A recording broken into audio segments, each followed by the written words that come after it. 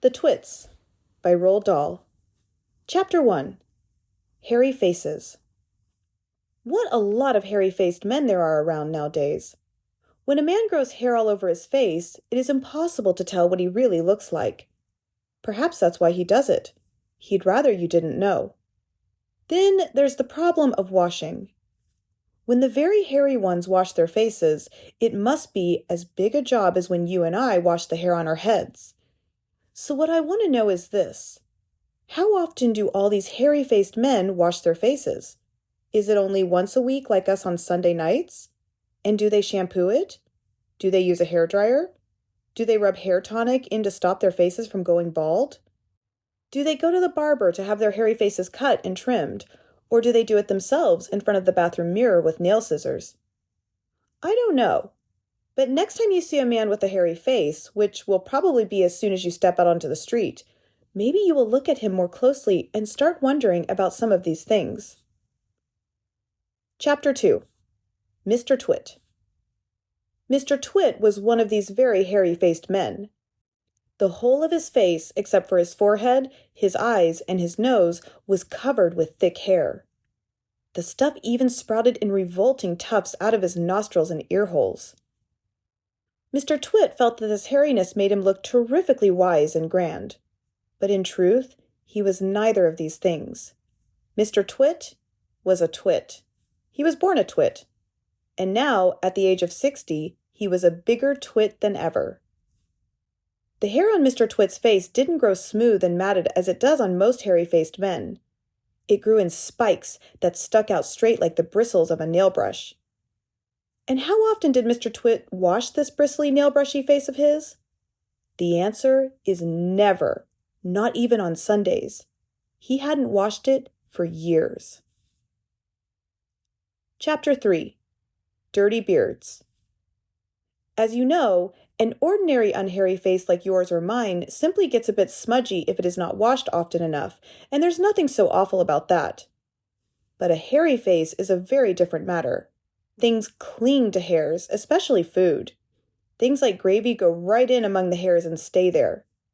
You and I can wipe our smooth faces with a flannel, and we quickly look more or less all right again, but the hairy man cannot do that.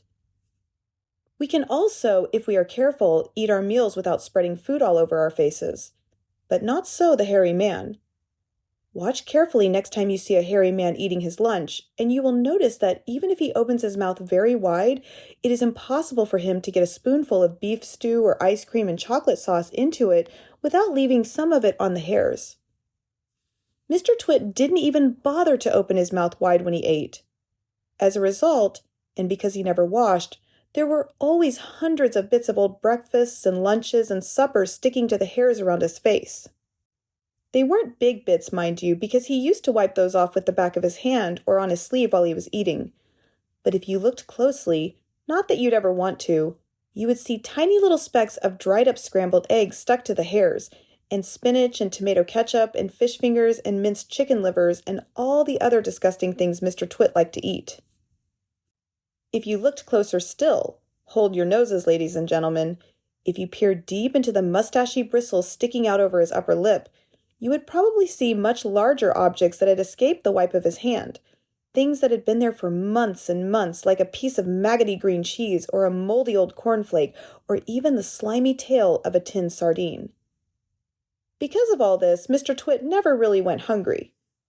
By sticking out his tongue and curling it sideways to explore the hairy jungle around his mouth, he was always able to find a tasty morsel here and there to nibble on. What I am trying to tell you is that Mr. Twit was a foul and smelly old man. He was also an extremely horrid old man, as you will find out in a moment. Chapter 4. Mrs. Twit. Mrs. Twit was no better than her husband. She did not, of course, have a hairy face. It was a pity she didn't, because that, at any rate, would have hidden some of her fearful ugliness. Take a look at her. Have you ever seen a woman with an uglier face than that? I doubt it. But the funny thing is that Mrs. Twit wasn't born ugly. She'd had quite a nice face when she was young.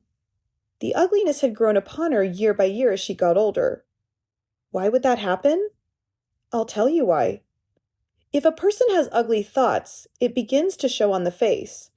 And when that person has ugly thoughts every day, every week, every year, the face gets uglier and uglier until it gets so ugly you can hardly bear to look at it.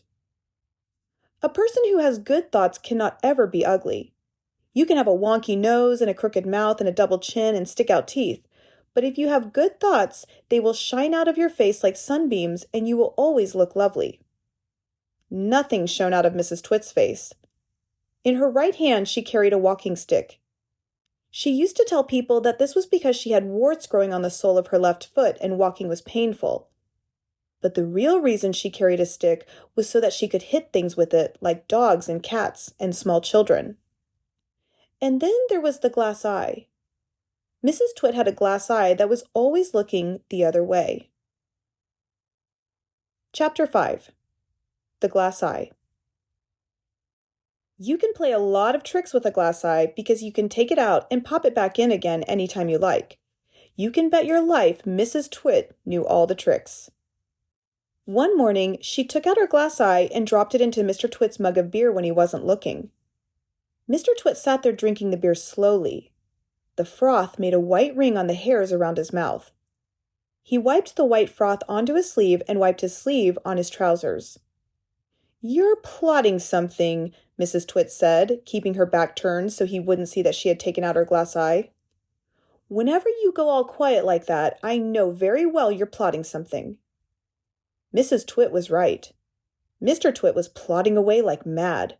He was trying to think up a really nasty trick he could play on his wife that day. "You'd better be careful," Mrs. Twit said, "because when I see you starting to plot, I watch you like a wombat." "Oh, do shut up, you old hag," Mr. Twit said. He went on drinking his beer, and his evil mind kept working away on the latest horrid trick he was going to play on the old woman. Suddenly, as Mr. Twit tipped the last drop of beer down his throat, he caught sight of Mrs. Twit's awful glass eye staring up at him from the bottom of the mug. It made him jump. "I told you I was watching you," cackled Mrs. Twit. "I've got eyes everywhere, so you'd better be careful." Chapter 6. The Frog. To pay her back for the glass eye in his beer, Mr. Twit decided he would put a frog in Mrs. Twit's bed. He caught a big one down by the pond and carried it back secretly in a box. That night, when Mrs. Twit was in the bathroom getting ready for bed, Mr. Twit slipped the frog between her sheets. Then he got into his own bed and waited for the fun to begin. Mrs. Twit came back and climbed into her bed and put out the light. She lay there in the dark scratching her tummy. Her tummy was itching. Dirty old hags like her always have itchy tummies. Then, all at once, she felt something cold and slimy crawling over her feet. She screamed. "What's the matter with you?" Mr. Twit said. "Help!" screamed Mrs. Twit, bouncing about. "There's something in my bed." "I'll bet it's that giant skilly-wiggler I saw on the floor just now," Mr. Twit said. "That what?" screamed Mrs. Twit. "I tried to kill it, but it got away," Mr. Twit said. "It's got teeth like screwdrivers." "Help!" screamed Mrs. Twit. "Save me! It's all over my feet." "It'll bite off your toes," said Mr. Twit. Mrs. Twit fainted.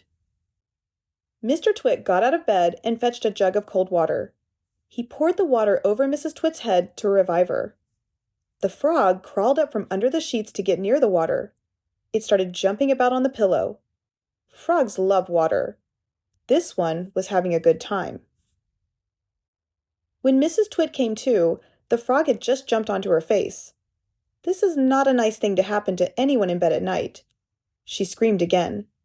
"By golly, it is a giant skilly-wiggler," Mr. Twit said. "It'll bite off your nose." Mrs. Twit leapt out of bed and flew downstairs and spent the night on the sofa. The frog went to sleep on her pillow. Chapter 7. The Wormy Spaghetti. The next day, to pay Mr. Twit back for the frog trick, Mrs. Twit sneaked out into the garden and dug up some worms. She chose big, long ones and put them in a tin and carried the tin back to the house under her apron.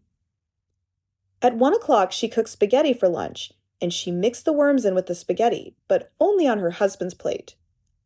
The worms didn't show because everything was covered with tomato sauce and sprinkled with cheese. "Hey, my spaghetti's moving!" cried Mr. Twit, poking around in it with his fork. "It's a new kind," Mrs. Twit said, taking a mouthful from her own plate, which of course had no worms. "It's called squiggly spaghetti. It's delicious. Eat it up while it's nice and hot." Mr. Twit started eating, twisting the long tomato-covered strings around his fork and shoveling them into his mouth. Soon there was tomato sauce all over his hairy chin. "It's not as good as the ordinary kind," he said, talking with his mouth full. "It's too squishy." "I find it very tasty," Mrs. Twit said. She was watching him from the other end of the table. It gave her great pleasure to watch him eating worms. "I find it rather bitter," Mr. Twit said. "It's got a distinctly bitter flavor. Buy the other kind next time." Mrs. Twit waited until Mr. Twit had eaten the whole plateful. Then she said, "You want to know why your spaghetti was squishy?" Mr. Twit wiped the tomato sauce from his beard with a corner of the tablecloth. "Why?" he said. "And why it had a nasty bitter taste?" "Why?" he said. "Because it was worms!" cried Mrs. Twit, clapping her hands and stamping her feet on the floor and rocking with horrible laughter.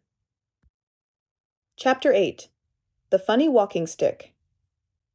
To pay Mrs. Twit back for the worms in his spaghetti, Mr. Twit thought up a really clever, nasty trick. One night, when the old woman was asleep, he crept out of bed and took her walking stick downstairs to his workshed. There he stuck a tiny round piece of wood, no thicker than a penny, onto the bottom of the stick. This made the stick longer, but the difference was so small, the next morning Mrs. Twit didn't notice it. The following night, Mr. Twit stuck on another tiny bit of wood. Every night he crept downstairs and added an extra tiny thickness of wood to the end of the walking stick. He did it very neatly so that the extra bits looked like a part of the old stick. Gradually, but oh so gradually, Mrs. Twit's walking stick was getting longer and longer. Now, when something is growing very slowly, it is almost impossible to notice it is happening. You yourself, for example, are actually growing taller every day that goes by, but you wouldn't think it, would you? It's happening so slowly you can't even notice it from one week to the next. It was the same with Mrs. Twit's walking stick. It was all so slow and gradual that she didn't notice how long it was getting, even when it was halfway up to her shoulder. "That stick's too long for you," Mr. Twit said to her one day. "Why, so it is," Mrs. Twit said, looking at the stick. "I've had a feeling there was something wrong, but I couldn't for the life of me think what it was." "There's something wrong, all right," Mr. Twit said, beginning to enjoy himself. "What can have happened?" Mrs. Twit said, staring at her old walking stick. "It must suddenly have grown longer." "Don't be a fool," Mr. Twit said. "How can a walking stick possibly grow longer? It's made of dead wood, isn't it? Dead wood can't grow." "Then what on earth has happened?" cried Mrs. Twit. "It's not the stick, it's you," said Mr. Twit, grinning horribly. "It's you that's getting shorter. I've been noticing it for some time now." "That's not true," cried Mrs. Twit. "You're shrinking, woman," said Mr. Twit. "It's not possible." "Oh, yes, it jolly well is," said Mr. Twit. "You're shrinking fast. You're shrinking dangerously fast. Why, you must have shrunk at least a foot in the last few days." "Never," she cried. "Of course you have. Take a look at your stick, you old goat, and see how much you've shrunk in comparison. You've got the shrinks, that's what you've got. You've got the dreaded shrinks." Mrs. Twit began to feel so trembly, she had to sit down. Chapter 9. Mrs. Twit has the shrinks. As soon as Mrs. Twit sat down, Mr. Twit pointed at her and shouted, "There you are. You're sitting in your old chair and you've shrunk so much your feet aren't even touching the ground." Mrs. Twit looked down at her feet, and by golly, the man was right. Her feet were not touching the ground. Mr. Twit, you see, had been just as clever with the chair as he'd been with the walking stick. Every night when he had gone downstairs and stuck a little bit extra on the stick, he had done the same to the four legs of Mrs. Twit's chair. "Just look at you sitting there in your same old chair," he cried, "and you've shrunk so much your feet are dangling in the air." Mrs. Twit went white with fear. "You've got the shrinks!" cried Mr. Twit, pointing his finger at her like a pistol. "You've got them badly. You've got the most terrible case of shrinks I've ever seen." Mrs. Twit became so frightened she began to dribble. But Mr. Twit, still remembering the worms in his spaghetti, didn't feel sorry for her at all. "I suppose you know what happens to you when you get the shrinks?" he said. "What?" gasped Mrs. Twit. "What happens?" "Your head shrinks into your neck, and your neck shrinks into your body, and your body shrinks into your legs, and your legs shrink into your feet. And in the end, there's nothing left except a pair of shoes and a bundle of old clothes." "I can't bear it!" cried Mrs. Twit. "It's a terrible disease," said Mr. Twit. "The worst in the world." "How long have I got?" cried Mrs. Twit. "How long before I finish up as a bundle of old clothes and a pair of shoes?" Mr. Twit put on a very solemn face. "At the rate you're going," he said, shaking his head sadly, "I'd say not more than 10 or 11 days. "But isn't there anything we can do?" cried Mrs. Twit. "There's only one cure for the shrinks," said Mr. Twit. "Tell me!" she cried. "Oh, tell me quickly!" "We'll have to hurry," said Mr. Twit. "I'm ready. I'll hurry. I'll do anything you say," cried Mrs. Twit. "You won't last long if you don't," said Mr. Twit, giving her another grisly grin. "What is it I must do?" cried Mrs. Twit, clutching her cheeks. "You've got to be stretched," said Mr. Twit. Chapter 10. Mrs. Twit Gets a Stretching. Mr. Twit led Mrs. Twit outdoors where he had everything ready for the great stretching. He had 100 balloons and lots of string. He had a gas cylinder for filling the balloons. He had fixed an iron ring into the ground. "Stand here," he said, pointing to the iron ring. He then tied Mrs. Twit's ankles to the iron ring. When that was done, he began filling the balloons with gas. Each balloon was on a long string, and when it was filled with gas, it pulled on its string, trying to go up and up. Mr. Twit tied the ends of the strings to the top half of Mrs. Twit's body. Some he tied round her neck, some under her arms, some to her wrists, and some even to her hair. Soon there were 50 colored balloons floating in the air above Mrs. Twit's head. "Can you feel them stretching you?" asked Mr. Twit. I can, cried Mrs. Twit. "They're stretching me like mad." He put on another 10 balloons. The upward pull became very strong. Mrs. Twit was quite helpless now. With her feet tied to the ground and her arms pulled upwards by the balloons, she was unable to move. She was a prisoner, and Mr. Twit had intended to go away and leave her like that for a couple of days and nights to teach her a lesson.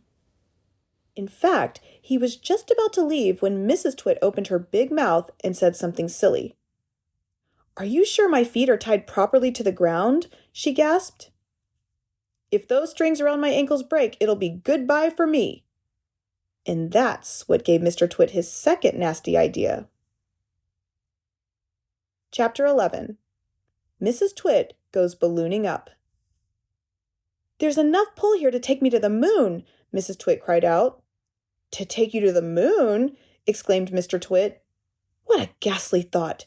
We wouldn't want anything like that to happen. Oh, dear me, no." "We most certainly wouldn't," cried Mrs. Twit. "Put some more string around my ankles, quickly. I want to feel absolutely safe." "Very well, my angel," said Mr. Twit. And with a ghoulish grin on his lips, he knelt down at her feet. He took a knife from his pocket, and with one quick slash, he cut through the strings holding Mrs. Twit's ankles to the iron ring. She went up like a rocket. "Help!" she screamed. "Save me!" But there was no saving her now. In a few seconds, she was high up in the blue sky and climbing fast. Mr. Twit stood below looking up. "What a pretty sight," he said to himself. "How lovely all those balloons look in the sky! And what a marvelous bit of luck for me! At last the old hag is lost and gone forever." Chapter 12. Mrs. Twit Comes Ballooning Down. Mrs. Twit may have been ugly, and she may have been beastly, but she was not stupid. High up there in the sky, she had a bright idea. "If I can get rid of some of these balloons," she said to herself, "I will stop going up and start to come down." She began biting through the strings that held the balloons to her wrists and arms and neck and hair. Each time she bit through a string and let the balloon float away, the upward pull got less and her rate of climb slowed down. When she had bitten through 20 strings, she stopped going up altogether. She stayed still in the air. She bit through one more string. Very, very slowly, she began to float downwards. It was a calm day. There was no wind at all. And because of this, Mrs. Twit had gone absolutely straight up. She now began to come absolutely straight down. As she floated gently down, Mrs. Twit's petticoat billowed out like a parachute, showing her long knickers. It was a grand sight on a glorious day, and thousands of birds came flying in from miles around to stare at this extraordinary old woman in the sky. Chapter 13. Mr. Twit Gets a Horrid Shock. Mr. Twit, who thought he had seen his ugly wife for the last time, was sitting in the garden celebrating with a mug of beer. Silently, Mrs. Twit came floating down. When she was about the height of the house above Mr. Twit, she suddenly called out at the top of her voice, "Here I come, you grisly old grunion, you rotten old turnip, you filthy old frumpet." Mr. Twit jumped as though he'd been stung by a giant wasp. He dropped his beer. He looked up. He gaped. He gasped. He gurgled. A few choking sounds came out of his mouth. "Oh," he said. "Oh, oh." "I'll get you for this," shouted Mrs. Twit. She was floating down right on top of him. She was purple with rage and slashing the air with her long walking stick, which she had somehow managed to hang on to all the time. "I'll swish you to a swazzle," she shouted. "I'll swash you to a swizzle. I'll gnash you to a nozzle. I'll nosh you to a nazzle." And before Mr. Twit had time to run away, this bundle of balloons and petticoats in fiery fury landed right on top of him, lashing out with the stick and cracking him all over his body. Chapter 14. The House, the Tree, and the Monkey Cage. But that's enough of that. We can't go on forever watching these two disgusting people doing disgusting things to each other. We must get ahead with the story. Here is a picture of Mr. and Mrs. Twit's house and garden. Some house. It looks like a prison, and not a window anywhere. "Who wants windows?" Mr. Twit had said when they were building it. "Who wants every Tom, Dick, and Harry peeping in to see what you're doing?" It didn't occur to Mr. Twit that windows were meant mainly for looking out, not for looking into. And what do you think of that ghastly garden? Mrs. Twit was the gardener. She was very good at growing thistles and stinging nettles. "I always grow plenty of spiky thistles and plenty of stinging nettles," she used to say. "They keep out nasty, nosy little children." Near the house, you can see Mr. Twit's workshed.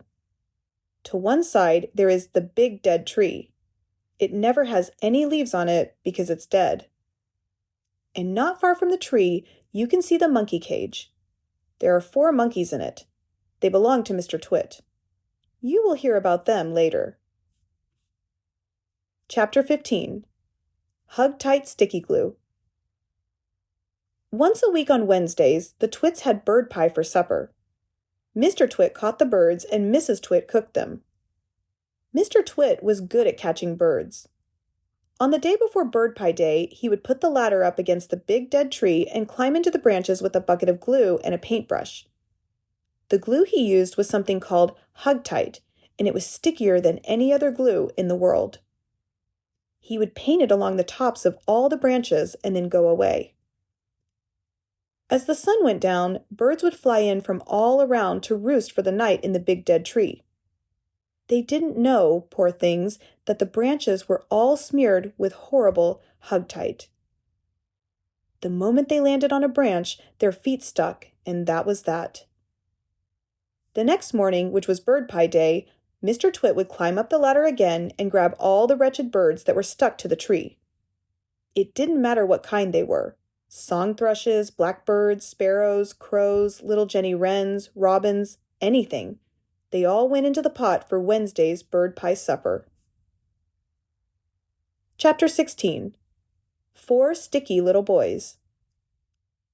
On one Tuesday evening, after Mr. Twit had been up the ladder and smeared the tree with Hugtight, 4 little boys crept into the garden to look at the monkeys. They didn't care about the thistles and stinging nettles, not when there were monkeys to look at. After a while, they got tired of looking at the monkeys, so they explored further into the garden and found the ladder leaning against the big dead tree. They decided to climb up it just for fun. There's nothing wrong with that. The next morning, when Mr. Twit went out to collect the birds, he found 4 miserable little boys sitting in the tree, stuck as tight as they could be by the seat of their pants to the branches. There were no birds because the presence of the boys had scared them away. Mr. Twit was furious. "As there are no birds for my pie tonight," he shouted, "then it will have to be boys instead." He started to climb the ladder. "Boy pie might be better than bird pie," he went on, grinning horribly. "More meat, and not so many tiny little bones." The boys were terrified. "He's going to boil us," cried one of them. "He'll stew us alive," wailed the second one. "He'll cook us with carrots," cried the third. But the 4th little boy, who had more sense than the others, whispered, "Listen, I've just had an idea.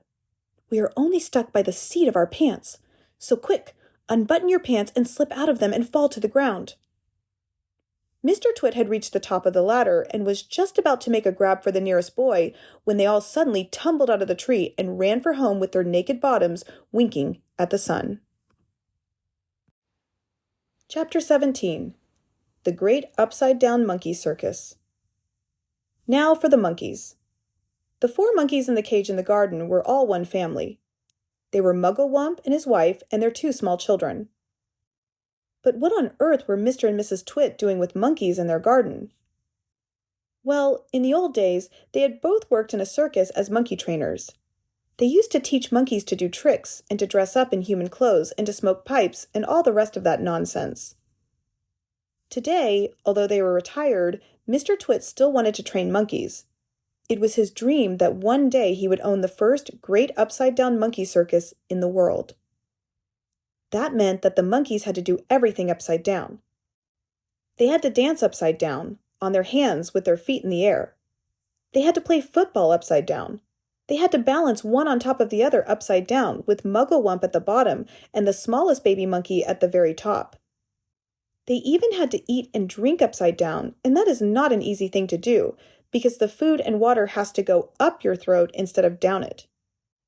In fact, it is almost impossible, but the monkeys simply had to do it, otherwise they got nothing. All this sounds pretty silly to you and me. It sounded pretty silly to the monkeys, too. They absolutely hated having to do this upside-down nonsense day after day. It made them giddy standing on their heads for hours on end. Sometimes the 2 small monkey children would faint with so much blood going to their heads. But Mr. Twit didn't care about that. He kept them practicing for 6 hours every day, and if they didn't do as they were told, Mrs. Twit would soon come running with her beastly stick. Chapter 18. The Roly-Poly Bird to the Rescue. Muggle-Wump and his family longed to escape from the cage in Mr. Twit's garden and go back to the African jungle where they came from. They hated Mr. and Mrs. Twit for making their lives so miserable. They also hated them for what they did to the birds every Tuesday and Wednesday. "Fly away, birds," they used to shout, jumping about in the cage and waving their arms. "Don't sit on that big dead tree. It's just been smeared all over with sticky glue. Go and sit somewhere else." All these were English birds, and they couldn't understand the weird African language the monkeys spoke. So they took no notice and went on using the big dead tree and getting caught for Mrs. Twit's bird pie. Then one day, a truly magnificent bird flew down out of the sky and landed on the monkey cage. "Good heavens!" cried all the monkeys together. "It's the Roly-Poly bird! What on earth are you doing over here in England, Roly-Poly bird?" Like the monkeys, the Roly-Poly bird came from Africa, and he spoke the same language as they did. "I've come for a holiday," said the Roly-Poly bird. "I like to travel." He fluffed his marvelous colored feathers and looked down rather grandly at the monkeys. "For most people," he went on, "flying away on holiday is very expensive, but I can fly anywhere in the world for nothing." "Do you know how to talk to these English birds?" Muggle-Wump asked him. "Of course I do," said the roly-poly bird. "It's no good going to a country and not knowing the language." "Then we must hurry," said Muggle-Wump. "Today is Tuesday, and over there you can already see the revolting Mr. Twit up the ladder painting sticky glue on all the branches of the big dead tree. This evening when the birds come in to roost, you must warn them not to perch on that tree, or they will be made into bird pie." That evening the roly-poly bird flew round and round the big dead tree singing out, "There's sticky stick stuff all over the tree. If you land in the branches, you'll never get free. So fly away, stay up high, or you'll finish up tomorrow in a hot bird pie." Chapter 19. No Bird Pie for Mr. Twit. The next morning, when Mr. Twit came out with his huge basket to snatch all the birds from the big dead tree, there wasn't a single one on it. They were all sitting on top of the monkey cage. The roly-poly bird was there as well, and Muggle-Wump and his family were inside the cage, and the whole lot of them were laughing at Mr. Twit. Chapter 20. Still no bird pie for Mr. Twit. Mr. Twit wasn't going to wait another week for his bird pie supper. He loved bird pie. It was his favorite meal. So that very same day, he went after the birds again. This time, he smeared all the top bars of the monkey cage with sticky glue as well as the branches of the big dead tree. "Now I'll get you," he said, "whichever one you sit on." The monkeys crouched inside the cage watching all this, and later on, when the roly-poly bird came swooping in for an evening chat, they shouted out, "Don't land on our cage, roly-poly bird! It's covered in sticky glue! So is the tree!" And that evening, as the sun went down and all the birds came again to roost, the roly-poly bird flew round and round the monkey cage and the big dead tree, singing out his warning. "There's sticky stuff now on the cage and the tree. If you land on either, you'll never get free. So fly away, stay up high, or you'll finish up tomorrow in a hot bird pie." Chapter 22. Mr. and Mrs. Twit go off to buy guns. The next morning, when Mr. Twit came out with his huge basket, not a single bird was sitting on either the monkey cage or the big dead tree. They were all perched happily on the roof of Mr. Twit's house. The roly-poly bird was up there as well, and the monkeys were in the cage, and the whole lot of them were hooting with laughter at Mr. Twit. "I'll wipe that silly laugh off your beaks," Mr. Twit screamed at the birds. "I'll get you next time, you filthy feathery frumps. I'll wring your necks, the whole lot of you, and have you bubbling in the pot for bird pie before this day is out." "How are you going to do that?" asked Mrs. Twit, who had come outside to see what all the noise was about. "I won't have you smearing sticky glue all over the roof of our house." Mr. Twit got very excited. "I've got a great idea," he cried. He didn't bother to keep his voice down because he didn't think the monkeys could understand. "We'll both go into town right away and we'll buy a gun each," he shouted. "How's that?" "Brilliant!" cried Mrs. Twit, grinning and showing her long yellow teeth. "We'll buy those big shotguns that spray out 50 bullets or more with each bang." "Exactly," said Mr. Twit. "Lock up the house while I go and make sure the monkeys are safely shut away." Mr. Twit went over to the monkey cage. "Attention!" he barked in his fearsome monkey trainer's voice. "Upside down, all of you, and jump to it, one on top of the other. Quick! Get on with it, or you'll feel Mrs. Twit's stick across your backsides." Obediently, the poor monkeys stood on their hands and clambered one on top of the other, with Muggle-Wump at the bottom and the smallest child at the very top. "Now stay there till we come back," Mr. Twit ordered. "Don't you dare to move, and don't overbalance. When we return in 2 or 3 hours' time, I shall expect to find you all in exactly the same position as you are now. You understand?" With that, Mr. Twit marched away. Mrs. Twit went with him, and the monkeys were left alone with the birds. Chapter 22. Muggle-Wump has an idea. As soon as Mr. and Mrs. Twit had disappeared down the road, the monkeys all flipped back onto their feet the right way up. "Quick, get the key," Muggle-Wump called out to the roly-poly bird, who was still sitting on the roof of the house. "What key?" shouted the roly-poly bird.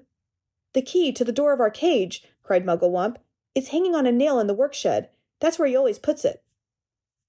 The roly-poly bird flew down and came back with the key in his beak. Muggle-Wump reached a hand through the bars of the cage and took the key. He put it in the lock and turned it. The door opened. All 4 monkeys leapt out together. "We are free!" cried the two little ones. "Where shall we go, Dad? Where shall we hide?" "Don't get excited," said Muggle-Wump. "Calm down, everybody. Before we escape from this beastly place, we have one very important thing to do." "What?" they asked him. "We're going to turn those terrible Twits upside down." "We're going to what?" they cried. "You must be joking, Dad." "I'm not joking," Muggle-Wump said. "We're going to turn both Mr. and Mrs. Twit upside down with their legs in the air." "Don't be ridiculous," the Roly-Poly bird said. "How can we possibly turn those two maggoty old monsters upside down?" We can, cried Muggle-Wump. "We are going to make them stand on their heads for hours and hours, perhaps forever. Let them see what it feels like for a change." "How?" said the Roly-Poly bird. "Just tell me how." Muggle-Wump laid his head on one side, and a tiny twinkling little smile touched the corners of his mouth. "Now and again," he said, "but not very often, I have a brilliant idea. This is one of them. Follow me, my friends, follow me." He scampered off towards the house, and the three other monkeys and the Roly-Poly bird went after him. "Buckets and paintbrushes," cried Muggle-Wump. "That's what we want next. There are plenty in the workshed. Hurry up, everyone, get a bucket and a paintbrush." Inside Mr. Twit's workshed, there was an enormous barrel of Hugtight sticky glue, the stuff he used for catching birds. "Fill your buckets," Muggle-Wump ordered. "We're now going into the big house." Mrs. Twit had hidden the key to the front door under the mat, and Muggle-Wump had seen her doing it, so it was easy for them to get in. In they went, all four monkeys with their buckets of sticky glue. Then came the Roly-Poly bird flying in after them, with a bucket in his beak and a brush in his claw. Chapter 23. The Great Glue Painting Begins. "This is the living room," announced Muggle-Wump. "The grand and glorious living room where those two fearful frumptious freaks eat bird pie every week for supper." "Please don't mention bird pie again," said the Roly-Poly bird. "It gives me the shudders." "We mustn't waste time," cried Muggle-Wump. Hurry up, hurry up. Now the first thing is this. I want everyone to paint sticky glue all over the ceiling. Cover it all. Smear it in every corner." "Over the ceiling?" they cried. "Why the ceiling?" "Never mind why," shouted Muggle-Wump. "Just do as you're told and don't argue." "But how do we get up there?" they asked. "We can't reach." "Monkeys can reach anywhere," shouted Muggle-Wump. He was in a frenzy of excitement now, waving his paintbrush and his bucket and leaping about all over the room. Come on, come on! Jump on the table, stand on the chairs, hop on each other's shoulders. Roly-Poly can do it flying. Don't stand there gaping. We have to hurry, don't you understand that? Those terrible Twits will be back any minute, and this time they'll have guns. Get on with it, for heaven's sake. Get on with it. And so the great glue painting of the ceiling began. All the other birds who had been sitting on the roof flew in to help, carrying paintbrushes in their claws and beaks. There were buzzards, magpies, rooks, ravens, and many more. Everyone was splashing away like mad, and with so many helpers, the job was soon finished. Chapter 24. The carpet goes on the ceiling. "What now?" they all said, looking at Muggle-Wump. "Aha!" cried Muggle-Wump. "Now for the fun. Now for the greatest upside-down trick of all time. Are you ready?" "We're ready," said the monkeys. "We're ready," said the birds. "Pull out the carpet," shouted Muggle-Wump. "Pull this huge carpet out from under the furniture and stick it onto the ceiling." "Onto the ceiling?" cried one of the small monkeys. "But that's impossible, Dad." "I'll stick you onto the ceiling if you don't shut up," snapped Muggle-Wump. "He's dotty," they cried. "He's balmy, he's batty, he's nutty, he's screwy, he's wacky," cried the Roly-Poly bird. "Poor old Muggles has gone off his wump at last." "Oh, do stop shouting such rubbish and give me a hand," said Muggle-Wump, catching hold of one corner of the carpet. "Pull, you nitwits, pull!" The carpet was enormous. It covered the entire floor from wall to wall. It had a red and gold pattern on it. It is not easy to pull an enormous carpet off the floor when the room is full of tables and chairs. "Pull!" yelled Muggle-Wump. "Pull, pull, pull!" He was like a demon hopping around the room and telling everyone what to do. But you couldn't blame him. After months and months of standing on his head with his family, he couldn't wait for the time when the terrible Twits would be doing the same thing. At least, that's what he hoped. With the monkeys and the birds all pulling and puffing, the carpet was dragged off the floor and finally hoisted up on the ceiling. and there it stuck. All at once, the whole ceiling of the living room was carpeted in red and gold. Chapter 25. The Furniture Goes Up.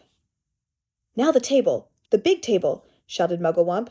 "Turn the table upside down and put a dollop of sticky glue onto the bottom of each leg. Then we shall stick that onto the ceiling as well."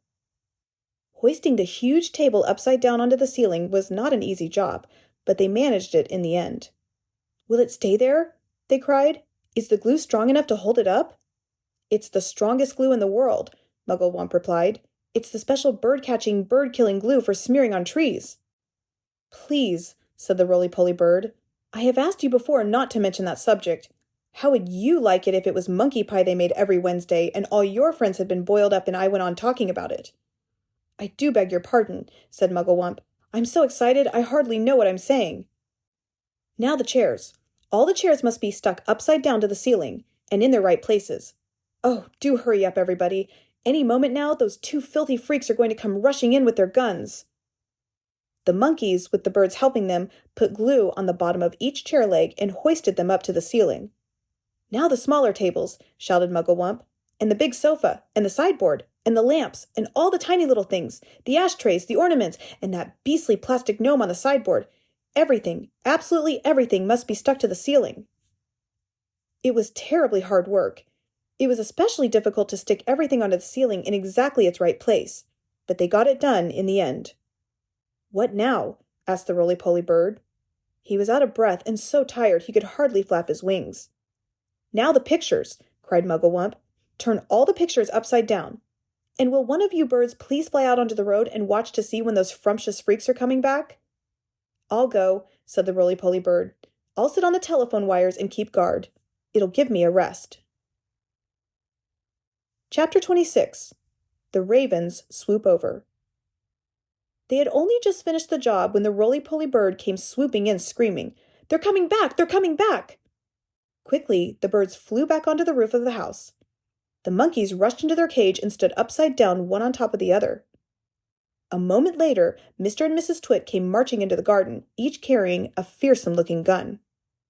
"I'm glad to see those monkeys are still upside down," said Mr. Twit. "They're too stupid to do anything else," said Mrs. Twit. "Hey, look at all those cheeky birds still up there on the roof. Let's go inside and load our lovely new guns, and then it will be bang, bang, bang, and bird pie for supper." Just as Mr. and Mrs. Twit were about to enter the house, two black ravens swooped low over their heads. Each bird carried a paintbrush in his claw, and each paintbrush was smeared with sticky glue. As the ravens whizzed over, they brushed a streak of sticky glue on the tops of Mr. and Mrs. Twit's heads. They did it with the lightest touch, but even so, the Twits both felt it. "What was that?" cried Mrs. Twit. "Some beastly bird has dropped his dirty droppings on my head." "On mine, too," shouted Mr. Twit. "I felt it! I felt it!" "Don't touch it," cried Mrs. Twit. "You'll get it all over your hands. Come inside and we'll wash it off at the sink." "The filthy, dirty brutes," yelled Mr. Twit. "I'll bet they did it on purpose. Just wait till I've loaded up my gun."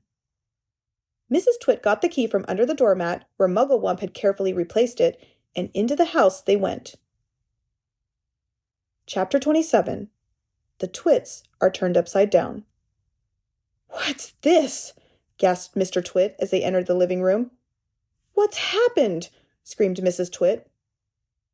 They stood in the middle of the room looking up.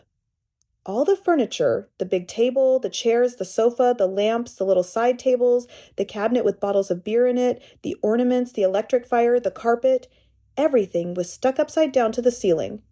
The pictures were upside down on the walls, and the floor they were standing on was absolutely bare. What's more, it had been painted white to look like the ceiling. "Look!" screamed Mrs. Twit. "That's the floor! The floor's up there! This is the ceiling! We are standing on the ceiling." "We're upside down," gasped Mr. Twit. "We must be upside down. We are standing on the ceiling looking down at the floor." "Oh, help!" screamed Mrs. Twit. "Help, help, help! I'm beginning to feel giddy." "So am I! So am I!" cried Mr. Twit. "I don't like this one bit." "We're upside down, and all the blood's going to my head," screamed Mrs. Twit. "If we don't do something quickly, I shall die. I know I will." "I've got it," cried Mr. Twit. "I know what we'll do. We'll stand on our heads, then anyway we'll be right way up." So they stood on their heads, and of course, the moment the tops of their heads touched the floor, the sticky glue that the ravens had brushed on a few moments before did its job. They were stuck. They were pinned down, cemented, glued, fixed to the floorboards. Through a crack in the door, the monkeys watched. They jumped right out of their cage the moment the Twits had gone inside. And the Roly-Poly bird watched. And all the other birds flew in and out to catch a glimpse of this extraordinary sight. Chapter 28. The Monkeys Escape. That evening, Muggle-Ump and his family went up to the big wood on top of the hill, and in the tallest tree of all, they built a marvelous treehouse. All the birds, especially the big ones, the crows and rooks and magpies, made their nests around the treehouse so that nobody could see it from the ground. "You can't stay up here forever, you know," the Roly-Poly bird said. "Why not?" asked Muggle-Wump. "It's a lovely place." "Just you wait till the winter comes," the Roly-Poly bird said. "Monkeys don't like cold weather, do they?" "They most certainly don't," cried Muggle-Wump. "Are the winters so very cold over here?" "It's all snow and ice," said the Roly-Poly bird. "Sometimes it's so cold a bird will wake up in the morning with his feet frozen to the bough that he's been roosting on." "Then what shall we do?" cried Muggle-Wump. "My family will all be deep-freezed." "No, they won't," said the Roly-Poly bird. "Because when the first leaves start falling from the trees in the autumn, you can all fly home to Africa with me." "Don't be ridiculous," Muggle-Wump said. "Monkeys can't fly."